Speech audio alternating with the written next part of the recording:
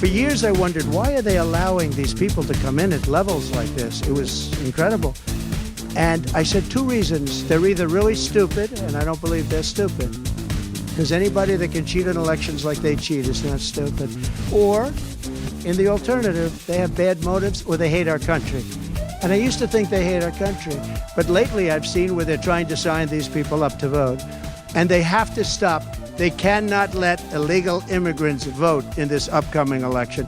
That's former President Donald Trump during an hour-long impromptu press conference yesterday, where he took a whole host of questions, including one about his efforts to essentially deport a ton of criminal illegal aliens, and even raised the concern about the consequence of are these undocumented citizens going to be registering to vote? Well, what are some of the other concerns in the state of Illinois when it comes to election integrity and ballot integrity? Something I definitely want to keep following up here, because we got less than 90 days. And joining us right now is the Tazewell County Clerk, John Ackerman. He is, of course, at the forefront of all of this. He's been prominent in the conversations about a possible move to ranked choice voting and a whole host of other conversations. John, thanks for taking time with us today. You held a forum with several other clerks and elections officials with concerns about ballot integrity. Go ahead and tell us what you guys discussed yesterday. Well, yeah, yesterday's event, which featured the election authorities from McLean, Peoria, and Tazewell County, was an opportunity, a roundtable discussion opportunity for the local media to ask questions that they had, their readers and their viewers, what questions they'd brought forward, and to hear our reaction to those questions being presented. I thought the forum went over real well, covered like you said, a large array of topics all around the topic of election integrity. So what were some of the main things that clerks and elections officials are concerned about in the state of Illinois? Well, I think, again, it varied widely, but I think the overwhelming theme was we're losing trust in our elections process. You could look back to 2016 when we blamed it on Russians hacking. We migrated it in 2020 to other individuals could hack the election or change the results. But the theme is the same. The problem is lack of trust in our elections. And the cure to that is local election authorities throughout the state of Illinois stepping forward to be completely, fully transparent, to open our offices, to open our doors, to explain to the public the procedures and policies that are in place that safeguard our elections and the steps that we take to make sure that we are following those rules. My colleagues throughout the state of Illinois since 2020, since before that, have really stepped up each year and gotten more and more aggressive with being transparent, making sure that the public sees and hears from us, and make sure that they know that we are trusted sources of information on how the elections are run here within the state of Illinois. And that really is the cure to the disease of having lack of faith in our elections process. We're talking with Tazewell County Clerk John Ackerman here with Illinois in Focus Daily. And John, you didn't necessarily hear the former president when I played that clip, but he did talk about the concerns of non-citizen migrants being able to register to vote. Now, that might be an inflated concern, but is it really, when you look at, for instance, in Chicago, can't non-citizens vote in local school council races? What's being done in the state of Illinois to ensure that non-citizens are not voting in our elections? Yeah, well, in municipalities that have elected to have non-citizens vote in their local elections, those voter lists, that's separate from the voter list that we use for federal and state elections. Non-citizens are not allowed anywhere in the United States to vote in federal elections. As far as state elections, I don't believe they're allowed to vote in state elections anywhere in the United States, but I could be wrong on that one. There are local municipalities that have allowed them to vote on local races, mayor, school boards most often where we see that argument being placed. Although some of those have been reversed or overturned by the courts. So I think that question's still out there as far as how that would be allowed long term. As far as how do we safeguard to make sure that if they're voting in local races, that they're not voting in our federal and our state elections, Again, there are different databases allowing them to do that, different voters lists that are being applied. Uh, when they go to the polls to sign, when they go to register, they still have to bring multiple forms of identification, one of which is their residency. So they're going through all the steps, and on all the voter registration forms throughout the state and throughout the nation, they are clicking, and when they register, that they are a U.S. citizen. My I don't have as much concern about non-citizens who illegally cross the border coming to vote because we know when they cross the border, when coyotes are bringing them into the United States, they're giving them fact sheets of where they can pick up supplies, what communities are the most friendliest towards them, that are the most opening to them. That's why they're migrating to cities like Chicago, New York, other areas that are welcoming to them. On that list as well as things that they need to be aware of, how to avoid circumstances that could get them deported. These individuals are wanting to be here. They're not wanting to take a chance of being deported.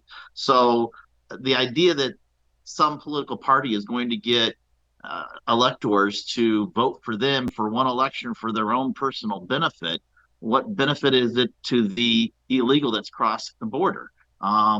To them, that exposes them to an extraordinary amount of risk that they will be caught and be immediately deported back to the country they come from. And that is what they're running away from, what they're trying to hide from. So there's need for us to be resilient and making sure that we are following procedures and policies that are in place to prevent that. But I just don't see that being an overwhelming challenge right now. John, we also have, the election season, I think, as some have characterized it. It's no longer election day. Early voting starts, in 45 days or so, if not less. But you also have to, take in those mail-in ballots 2 weeks after the election closes. Does that help or hurt what you initially talked about of the electorate having confidence in the electoral process? I don't think it should hurt the electorate having confidence in our election process. I think, again, when we sit down and we explain the policies and procedures that are in place to safeguard our elections, they're even more built up on vote by mail. There are more check points involved in that process. So I think voters should have confidence when the policies and procedures are being followed throughout the state of Illinois.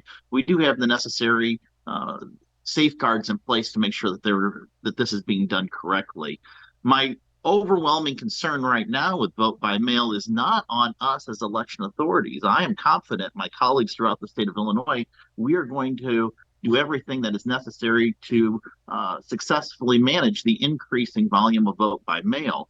My concern is right now is with the United States Postal Service. We are witnessing throughout the nation, election authorities are, problems with the timely delivery of mail by the United States Postal Service. It's something we are trying to bring forward to congressional leadership throughout the state of Illinois. We saw in the primary increased delays which caused individuals' votes not to be counted because their ballots were received too late. That needs to be addressed immediately. There is no reason for some of these roadblocks that have been put up with the Postal Service's timely delivery of mail. One example I brought up at yesterday's press event, we had a ballot that a citizen in our county cast on March the 19th, 1 block from my office at the post office. We know they got it from there because it was a metered stamp that they bought at the counter that was placed on the vote by mail ballot. So 1 block from my office, March the 19th, they drop off their ballot. Everything's good.